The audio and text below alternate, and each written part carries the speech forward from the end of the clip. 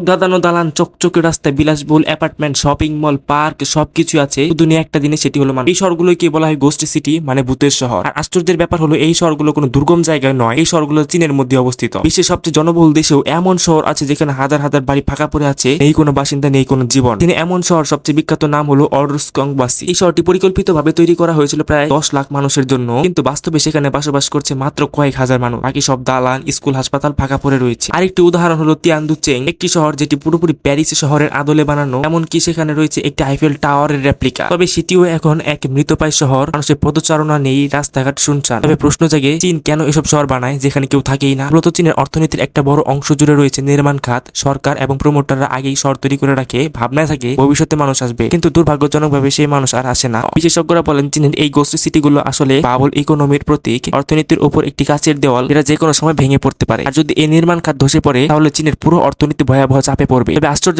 হলো সত্য, চীন এখনো এই শহরগুলো তৈরি করে চলেছে। তাদের বিশ্বাস একদিন না একদিন এই শহরগুলো পূর্ণ হয়ে উঠবে, মানুষ আসবে, জীবন ফিরে আসবে।